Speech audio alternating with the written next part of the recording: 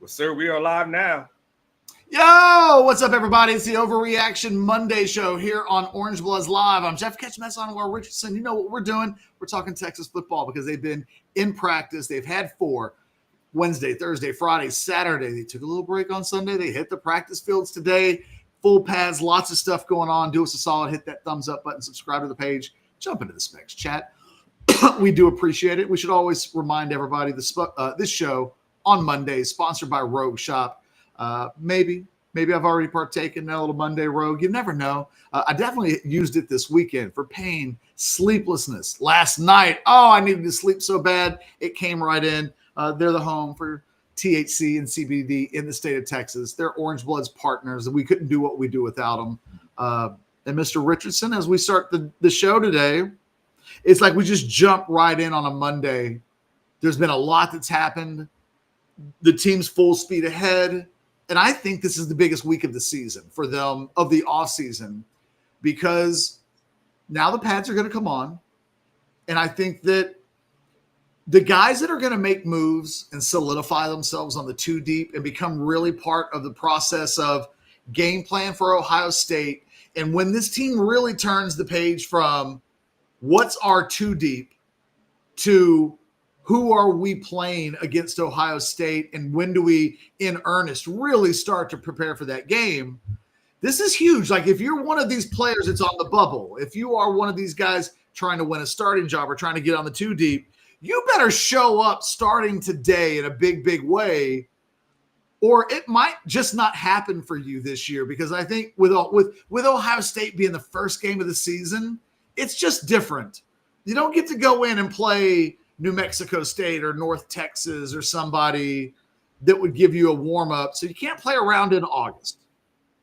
Yeah, I mean, another thing about what you're saying too, Catch, why this becomes kind of a big week is because they're going to spend the last 2 weeks of training camp getting ready for Ohio State. So there's not a whole lot of wiggle room when you start looking at time. They'll have scrimmages. I think, your first 2, scrimmages, Catch, this Saturday, next Saturday. It's usually just that is determining your 2 deep.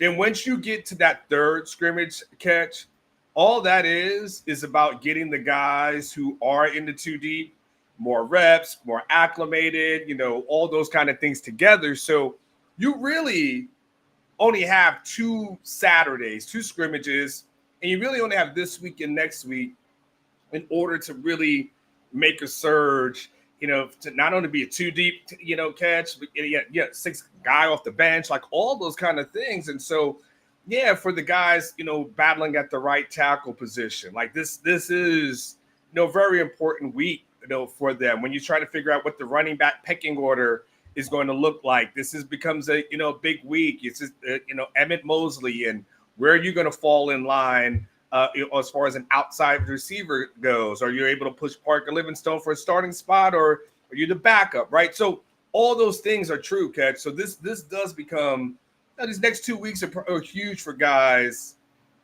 that really want to be in the rotation this year.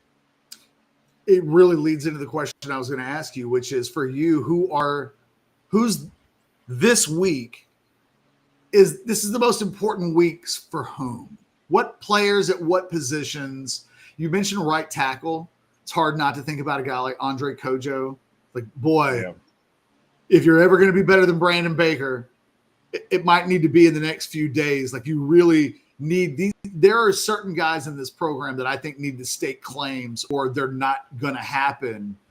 He would be at the top of my list. That battle is at the forefront, I think, of what we're watching the rest of the next couple of weeks. But there are others.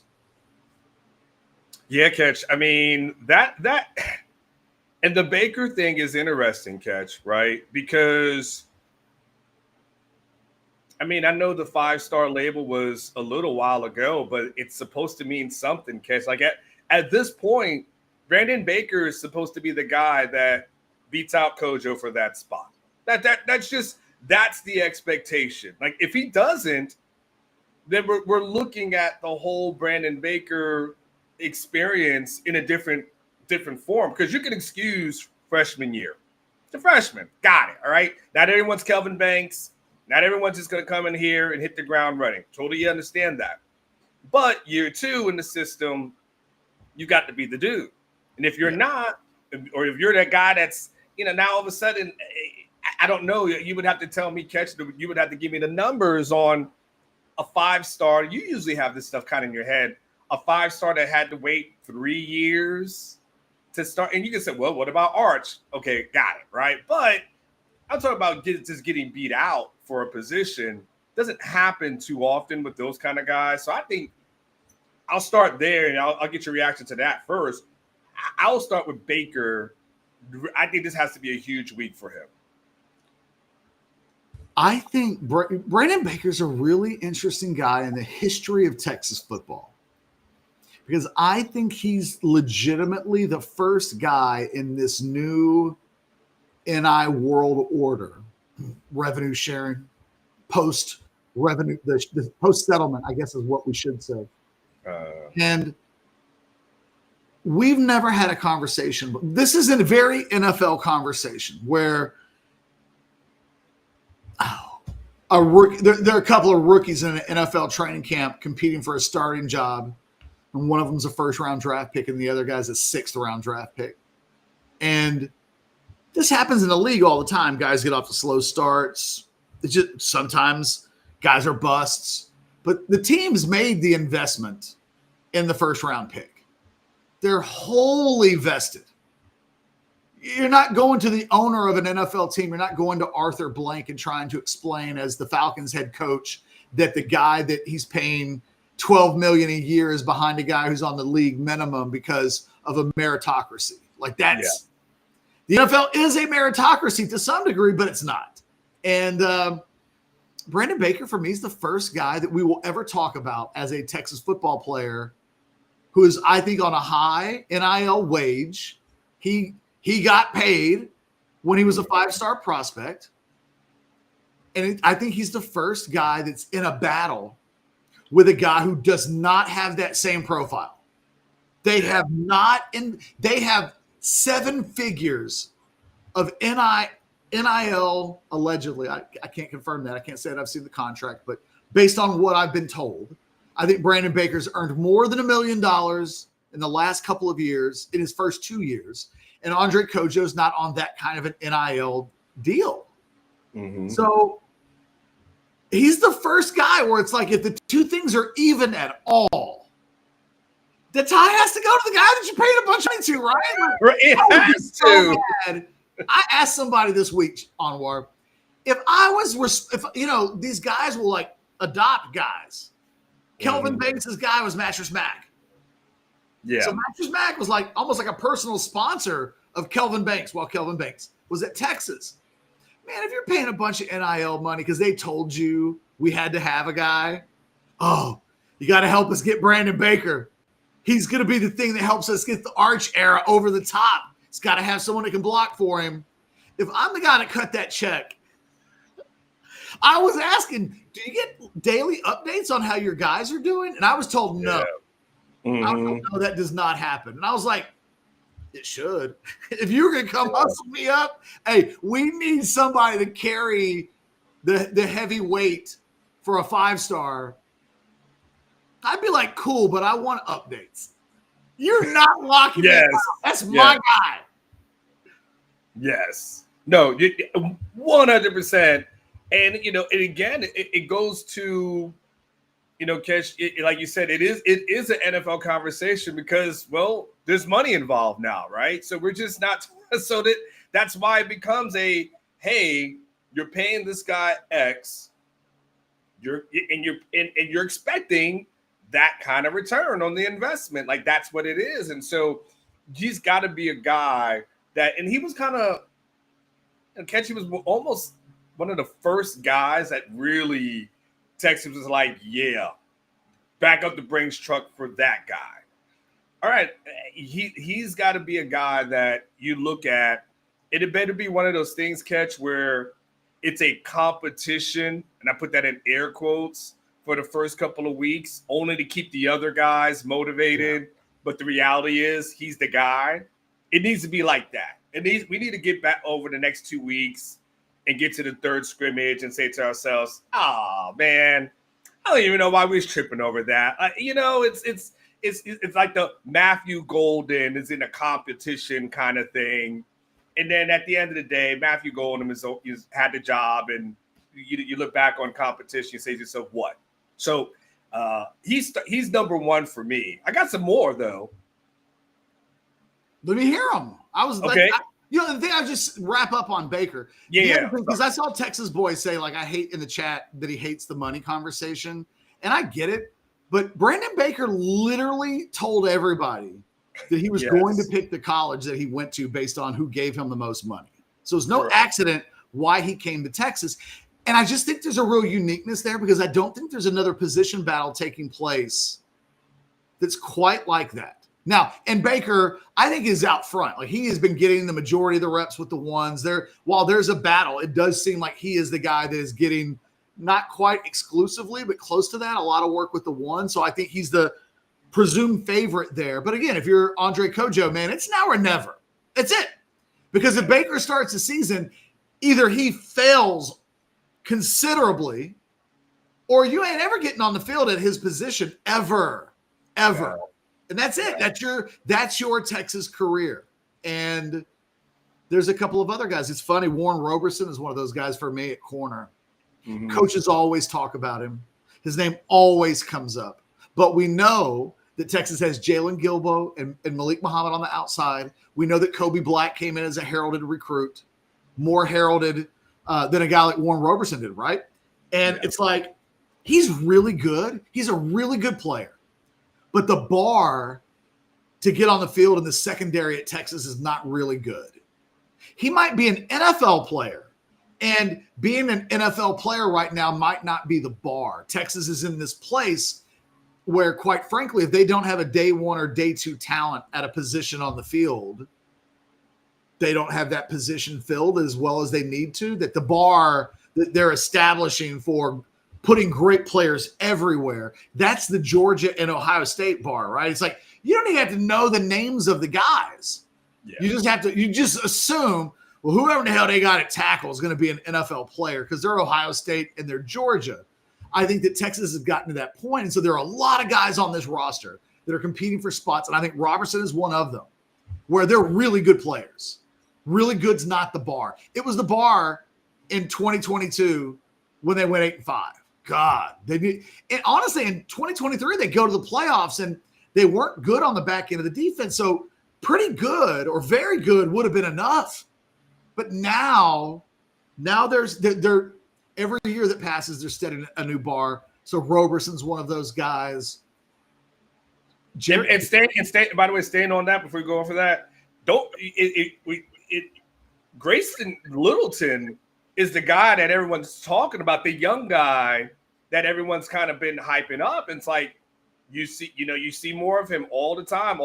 You hear his name up, and Grayson Littleton's name is coming up, and he's a young guy, and so, Robertson's, has a year on him at this moment. But, when you start looking at what comes behind, he almost gets in that sandwich, right? Because you're talking, you catch, like you mentioned, like your Gilbos and your Blacks, Muhammad's, but then you also got Littleton and Cade Phillips as well. So it's almost like you're in this sandwich here where it's like you got to find a way to get out of that middle ground because you do have so many other guys. Like you got, and what you don't want to have is these super young guys that are going to be coming at some point.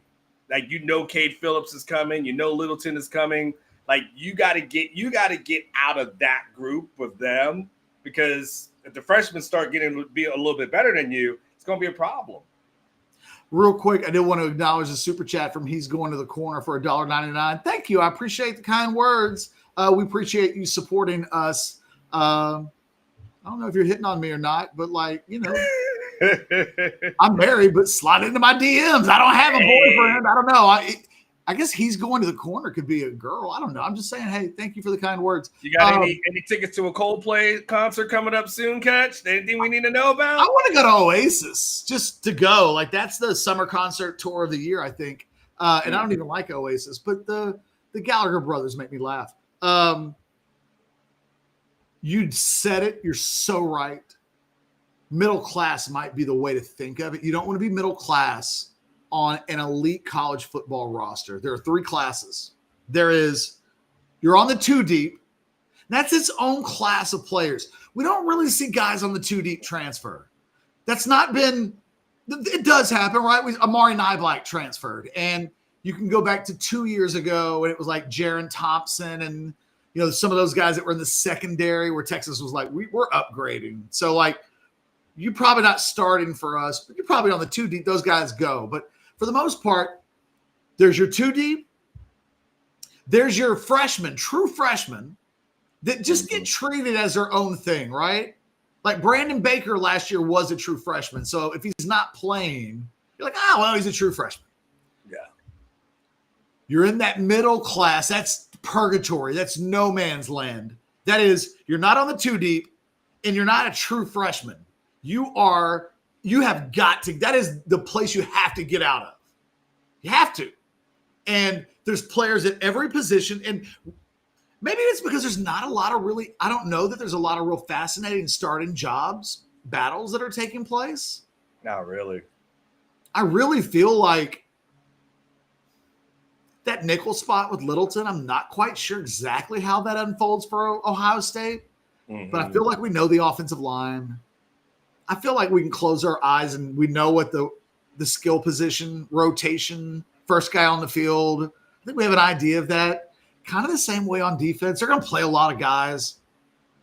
So it really does for me at a time when the Texas roster is getting closer to Ohio State and Georgia. That's where they are. That's the last hill to climb, and they're closer now than they've ever been before.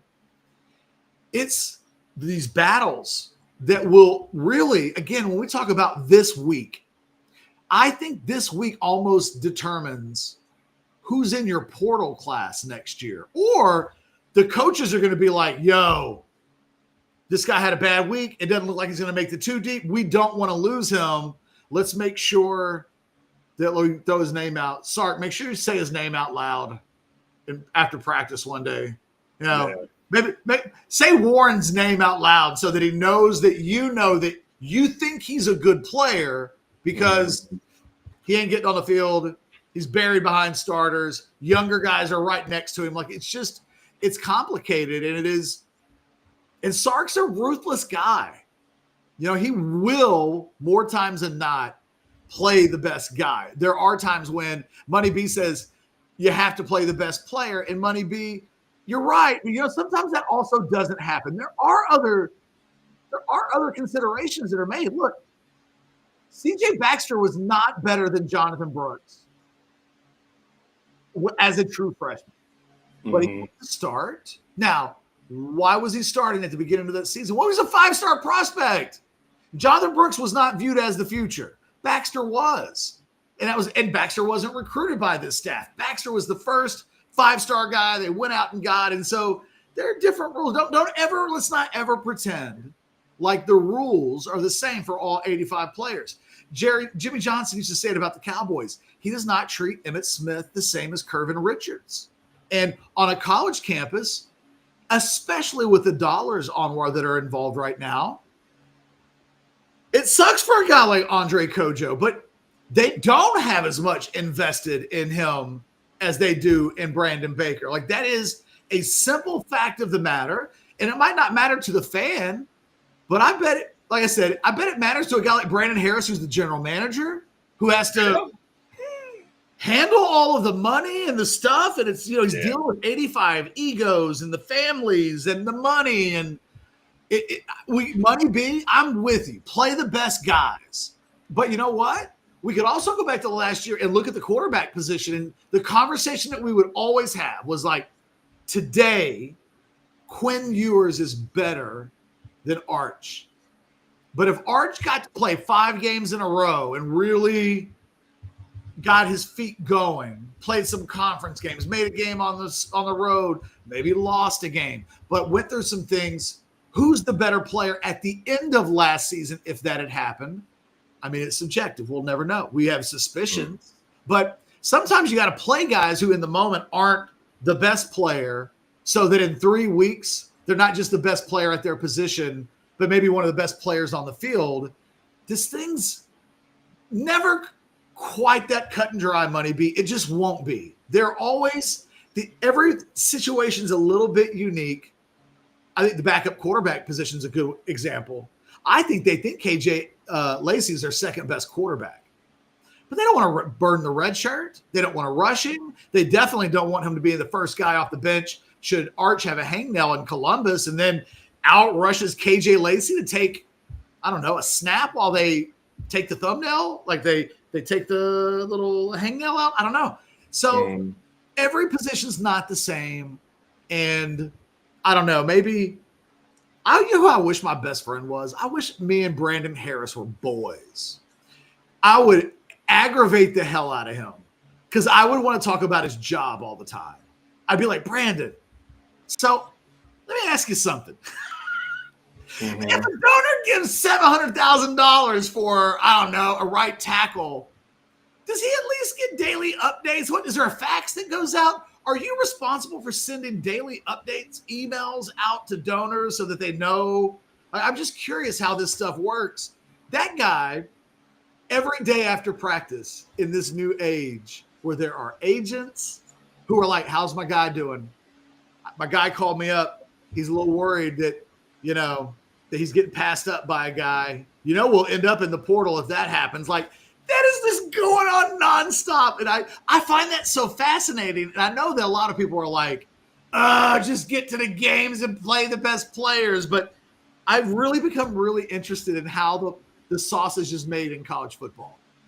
I can totally get it, Catch. And there's a lot. And like I said, I know that people don't want to talk about the money, but money is a part of it. Money is a part of the sport. Like, it just is what it is. Money, these kids are Catch. We're living in an era where kids are committing to programs without ever stepping foot on campus. Why? I don't need to travel all around the country. Just tell me what you're going to pay me. Man, I got the internet. I can see what Austin's like. I got a YouTube. I got YouTube. Like, I got Google Maps. I can get on the street. I can walk down the street. Like, I ain't got to do all that.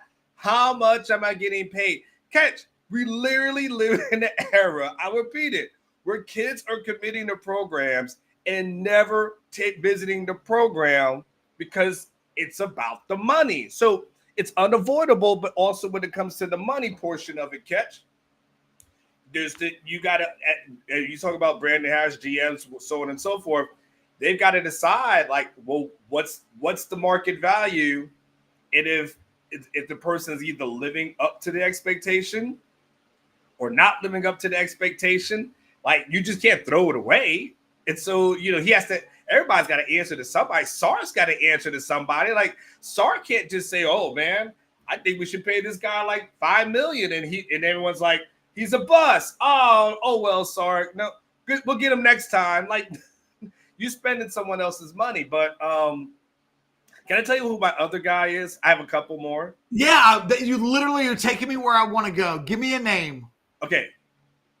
Mine is, and I think I don't know if you had him in the column or not, Catch. I can't remember. Brad Spence, for me, Catch, is a guy that these next 2 weeks are huge. Catch, one thing I don't like is I don't like guys that have position switches in training camp or right before training camp. In a general sense of the word, Catch, usually that means, man, really, we're trying to find some way to make you productive, and I'm just not sure. And it's like, Catch, when I look at the linebacker room, you didn't see so many bodies in there that you said to yourself, oh man, that's a log jam. And he went from a position at the linebacker room where you say to yourself, okay, that's easier to get on the field, to an edge position when you're saying, well, where the hell are you going to fall in line when you've got your Ethan Burks, when you've got, your Vasics, of the world, and, you've got Lance Jackson that's coming along, right? You've got all these guys that, you could talk about, and even Justice Terry is getting some edge work. So for me, Spence getting moved, I don't like it. It reminds me a little bit, Catch, and the fans will lie to themselves. Remember when Savion Red moved to running back, and everyone was so in love with, oh, it's the Savion Red package. It's a Savion Red pack. Man, look how badass this thing is going to be. But what did that yield? But by game 4, everyone was over this Savion Red predictable package, because and then at some point he just ends up leaving. So for me, I don't like training camp stuff. You can lie to yourself, but Anthony Hill hasn't switched positions. Jalen Gilbo, that position switch was earlier in the year. I just don't, there's a general thing for me. I don't like it right in training camp or right before. It usually means a guy's in trouble. Spence is a real interesting guy for me. He's kind of, the parallels are there, and I'm not making them because of the parallels, but they are there. He's the Ryan Niblett of the defense, in that they clearly like him. They clearly think if Ryan Niblett wasn't good, his ass could have been out the door through the portal. He'd have had places to go. They don't have to mess with guys that aren't good. They think he's really talented. So what do? They move him over to defense in the spring because they can't get him on the field at wide receiver. They don't think he's going to be quite that good there. You look at Brad Spence. He comes in. They like him. This guy's got 5.5 sacks last year, playmaker from Arkansas. This is a guy that's a proven SEC guy in a different way than some of these other SEC guys that we can remember. They took a Ray Thornton or a Ben Davies back in the day, like 3 years ago. But Anthony Hill, I don't know if you know this on War, but he's got his job. Is he good? He is. They don't take him. I've been told. Guys had a source, key source, tell me last night Anthony Hill's not expected to come off the field much this season. Breaking news. That's crazy. Dude, that's wild. I saved it for the show. That's what I do. Man, I mean, listen. I know our channel is exploding, but if you put that out there in the atmosphere, breaking news. Bam. By the way, I don't have AC in the house, so when you see me wiping myself down, it's just because I'm under this hot lights. And you have a sweat rag?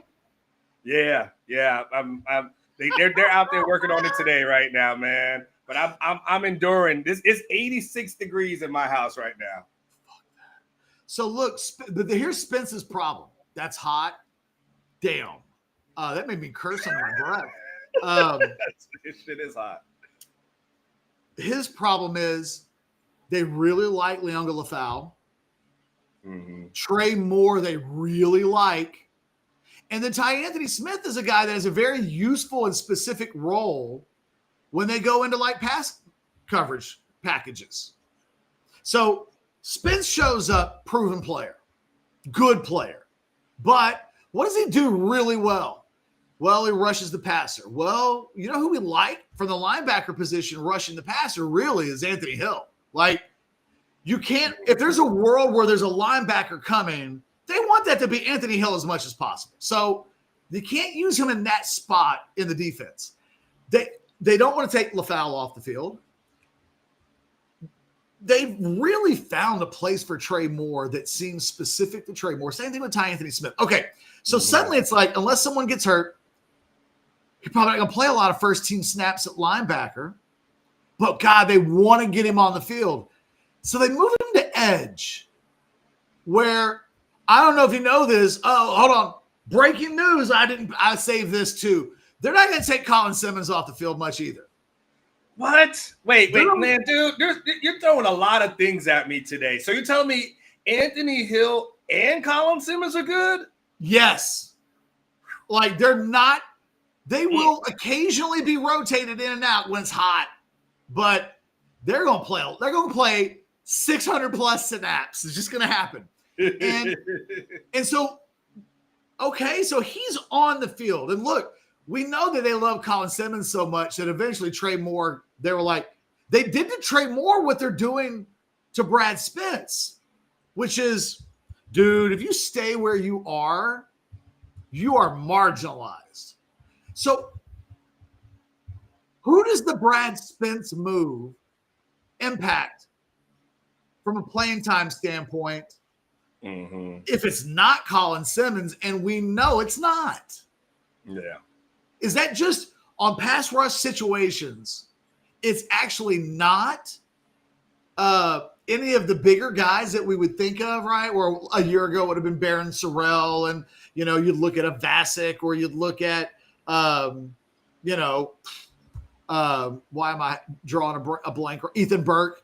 Maybe if it's 3rd and 8, maybe what they're going to do this year is say that's when Spence comes in, and it's him and Simmons off the edge, and you've got Anthony Hill on the field. And maybe I can't think of another.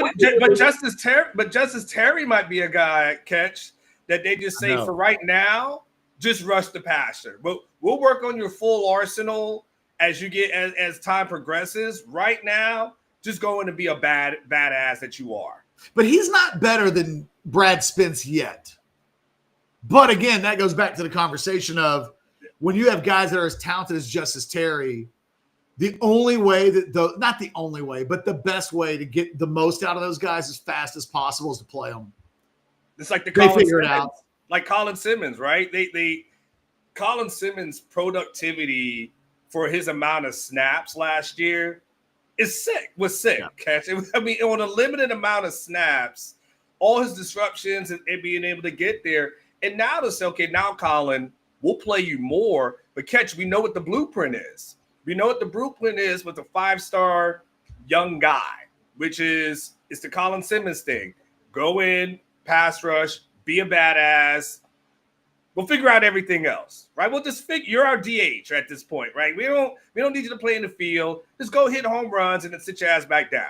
And we'll see what happens and who emerges. After we see your super chat in there. We'll see what happens, who emerges. But yeah, dude, it's gonna get tight in that room.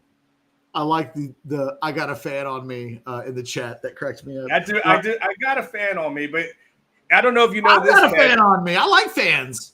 Catch, I don't know if you know this, but if it's 85 to 86 degrees in your house, the fan just blows hot air. It still feels better than no air. It still feels better. And by the way, people are asking like, why I got a hoodie on? Man, I was coming back. My kid had football practice this morning, and honestly, I'm sweating. And I just figured it's probably less for you guys to see me sweat in black and it just fade in. Like if you were sitting there without a shirt on, you'd be glistening in sweat. I don't think anyone wants to see that. I don't think anyone wants to see that. Tracy in the $9.99 super chat says Texas had 2,540 yards in 2024 rushing. Over and under 26.99 in 2025. You taking the over or the under?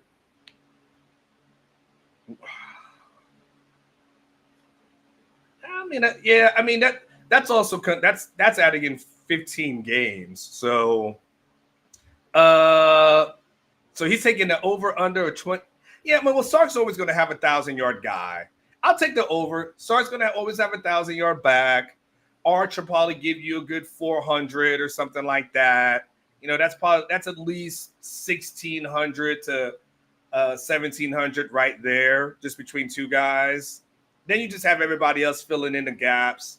You'll be able to get some of that yardage from the guys in September in those games. You still got Mississippi State on the schedule, so yeah, I would say that I'll take the over on that. I'm going to sell and take the under, and I'm going to say Texas throws for more yards this year. I think this is, if I'm being completely honest, this is like bidding on The Price is Right. Anwar might go over or I might go under, but it might be about 20 yards when it's all said and done. I think you found a real interesting number. It may come down to the number of games they play. I'm going to say under because maybe they lose. I don't know. It feels like the smart mathematical play would be to take the under. I don't think this running back – I'm cooler on the running backs than probably anybody else in college football. Not the position versus everybody else in college football. It seems like everybody is really praising this Texas running back group. I'm a little more bearish on them than anybody else. It feels like maybe I'm wrong. Maybe there's a hater out there and people will hear this and they'll be like, Catch, why do you hate CJ Baxter? It's like, guys, I don't hate players. You know what I hate? Bad numbers. So you don't need to tell me the running back's name. If you tell me that this season a running back averages 4.8 yards per carry, you don't tell me his name. Just tell me that that's what he averages. That guy does not need to be on the field for Texas. Not a lot. Got to have somebody that delivers better than 4.8. Is not. And Texas really has reached this point where the differences that will determine the success of this season are narrow margins. It's finding advantages in places where otherwise they wouldn't exist. And is that the thing that makes you a little bit better than Ohio State? A little bit better than Georgia? Think about it. Look, Georgia was much better in the punt game than Texas last year. Now, that's not necessarily the reason why Georgia beat the hell out of Texas the first time they played them and then beat them in the SEC championship game. But in every game they played, that was an edge. And you know what? It helped maybe to have an edge there. It can't hurt. Like all of the edges that you can acquire, take them. And as a matter of fact, Anwar and I were talking about one of an Orange Blood's edge. And we were like, you know what? Play the edge while you've got the edge. Texas, I think, has a better quarterback. They're going to be throwing the ball more. Anwar, I've been talking about touchdown passes for Arch. And I just think they're going to see a slightly better pass attack. I think you're going to see I don't think anybody on that running game. I don't think anybody in that ground game is better than Jaden Blue. Not one of them. Prove me wrong. Prove me wrong. They don't have a scholarship running back coming back on this team that last year has averaged better than 4.8 yards per carry. They don't have the home run guy. Maybe Christian Clark is that guy. You know who gets to have? You're just having a big week? Christian Clark. Yeah. Because if Christian Clark doesn't have a big week this week, it won't matter next week. They're going to start playing guys they think are going to play against Ohio State. And there's going to be a group of guys that don't play well this week, Anwar. And you know when they really will get their next chance? September. When they start playing San Jose State and UTEP and wherever the hell's on the schedule, then they'll play a bunch of guys. They're going to narrow this bad boy down real quick for Ohio State. And I think that running back position, they could all be on the list and all off the list. CJ Baxter could be on the list in a week, but maybe he's the starter. Jared Gibson could be on the list in a week, or maybe he has the best week of practice of his life and comes out of the first scrimmage and the coaches are saying, is Jared Gibson our best running back? Those are the things that I think there are about 25 guys on this roster that they literally have to go into today and say, it's now or never. I am not going to be on the 40 acres next year if this isn't the best week of my life. And I don't know, man. Oliver, who's the best? Who is Texas's best running back? Two-part question. Who's their best running back? I mean, entering the season, it's Wisner. Do you think if you take the qualification off of it, though, that there's actually a different answer? Or is he just the best running back? I mean, I want to see Christian Clark on the field because I believe that Christian Clark could be the best running back in that room. So I'm going to put my caveat out there. I believe he could be the best running back in that room. I think he's explosive.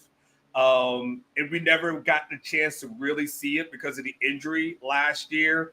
I think he's a guy that could be your home run hitter. I think I think he's got all the intangibles to be that dude.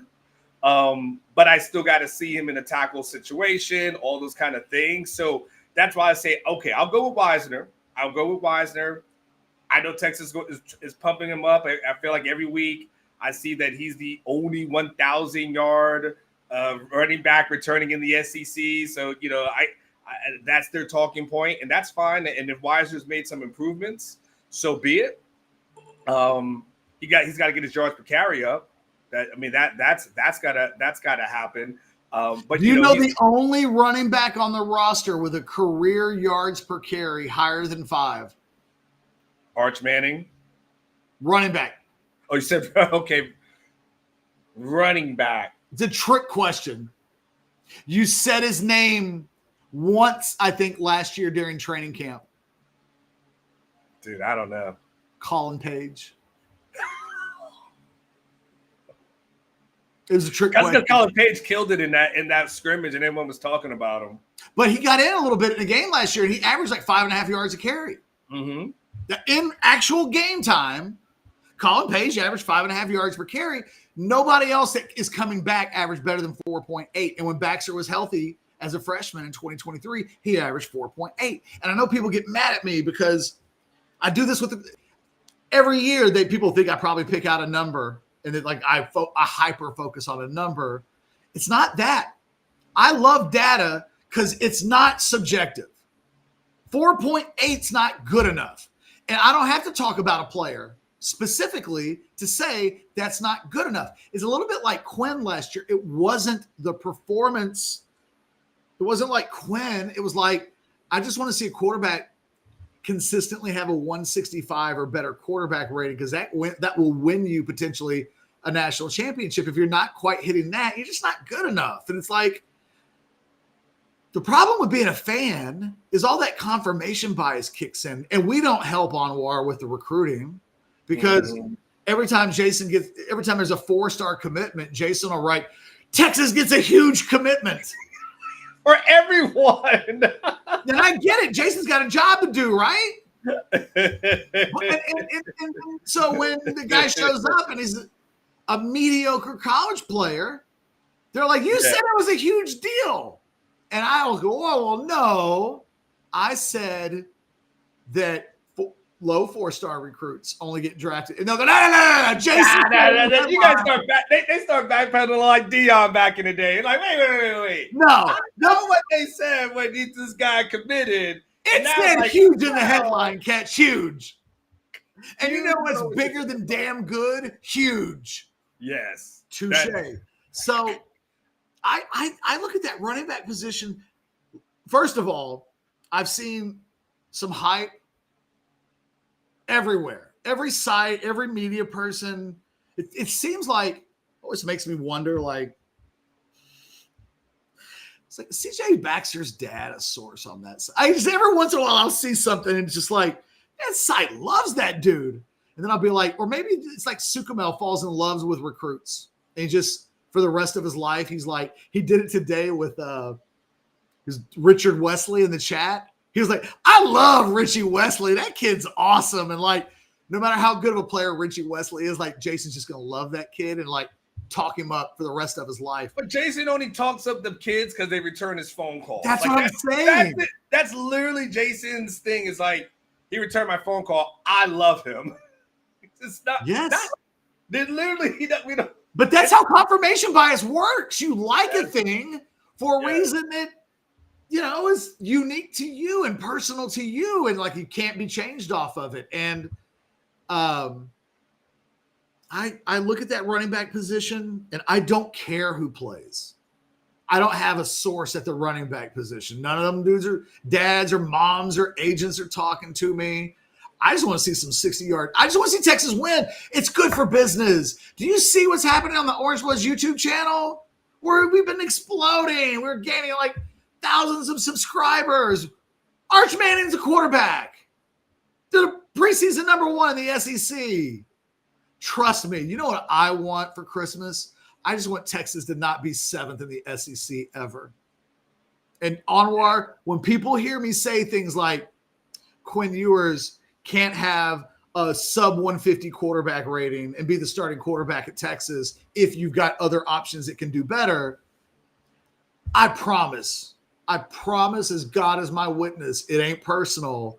I am, through my own confirmation bias, only caring about, in my mind, the thing that produces the best possible product that produces wins, that makes our business and our life. Anwar, you and I don't think we've thought about it in the last 2 years. Do you know how nice it's been to just put your head on a pillow on a Saturday night and not have to worry that Rome is burning on the internet because Texas lost a football game? Like, oh my God.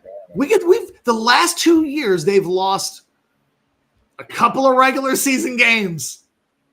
But you and I were doing shows when they were losing to Maryland. Back to back. Back to back. We did that second Maryland game. This is how much losing Texas was doing. We did that second Maryland game and they lost, and we didn't even skip a beat. We were like, doesn't even really change how we think the season's going to go. Just cross a loss off. If you thought they were going 8-4, now they're going to go 7-5. If you thought they were going to go 7-5, like, we were so used to it that we couldn't even be shocked. It was no rage. It was like, ho hum, Texas loses to Maryland again. Well, now they're really, really good.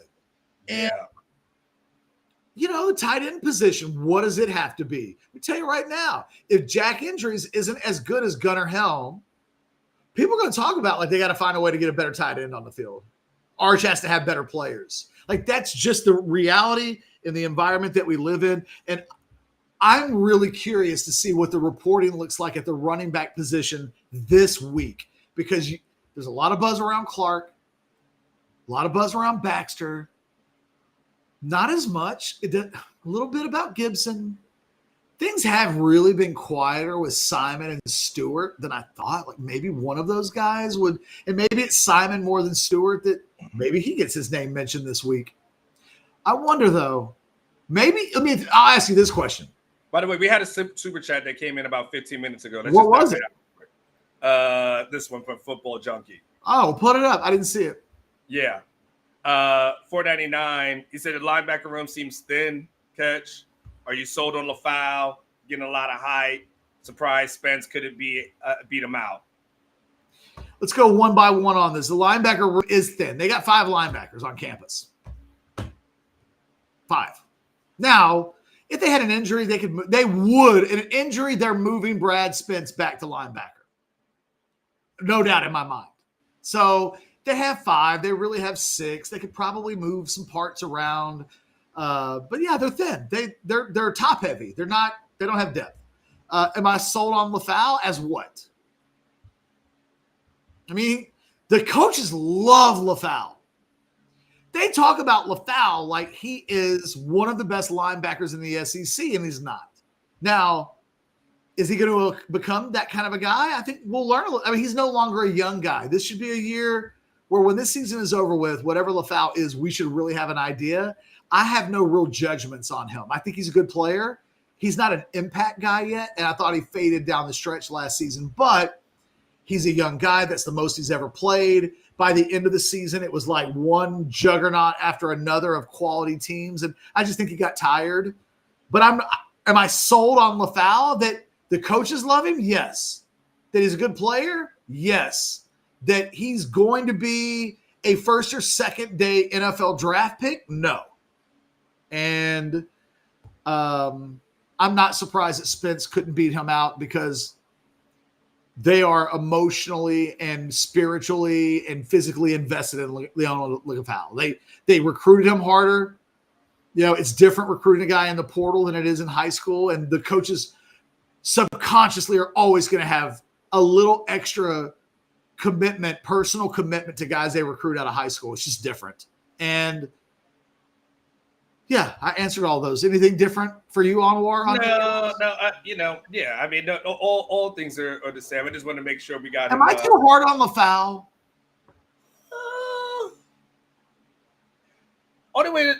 The only way I would say maybe a little bit, because I didn't see him as a weakness of the defense last year. I mean, his defense was really damn good, so I didn't. He was a part of it. Like, he gets credit for that. Yeah, so I never saw him and I thought to myself, why is that guy on the field? I've never felt that way. There may have been times I didn't notice him, but I never looked at him as a liability. He's John A. Barron from 2 years ago. Really talented, really good player. The coaches, I think, have a higher set of expectations for LaFau than he's delivered so far. But 2 years ago, Barron just wasn't making plays. And then last year, what was the difference? Well, it was freaking fantastic. But as part of being fantastic, he picked off 5 passes and really made an impact. And I think that that's the next step for LaFau is Anthony Hill was there too. There got to be a point as a freshman where Anthony Hill was clearly better than the other players on the Texas team at his position, but he wasn't the next level linebacker. And then he took that step. I think they have real high hopes that that's what LaFau is going to be, but I don't think he's going to be an all SEC player. So by definition, I don't think he's good enough for what you're always trying to accomplish. Now, not every player on your team is going to be an All-American or All-Conference, and that's the goal. You want every position to have that, but you're never going to have that. And in some spots, you're just going to have really good players, and maybe that's him. I think they think there's another stratosphere for him to hit. I don't know that he hits it, but he's a polarizing guy because he's not great. Anwar, last thing I'll throw you out there. Who are on both offense and defense for you the Linebacker LaFaus of the team? So they're good starters, they're good players, but they're not better than that yet. And if they're really going to be successes ultimately at Texas, they have to. Well, if you start on offense, I would say Neto would probably be my first guy that I would go to and say, been good, but it's time to take go up to the next level. We've talked about Brandon Baker already. Can I throw Cole Hudson in there? Yeah, I mean, you really could throw all 3 of those guys in there. I mean, quite honest with you, like there's, I would say that all of that is fair game. I don't know. The running backs. Running. Got to be better than 4.8 yards per carry over the season. That is not good enough. All of them. I know. All of them. That I can't say any of them. I would say all the running backs. I can see that. DeAndre Moore? DeAndre Moore at wide receiver is Linebacker LaFau. Yes. But now the expectation is that he explodes. I'd put Moore in there as well. Like he good, but you want to see more. I mean, on defense, I'm going down the line on defense. Burke is fine.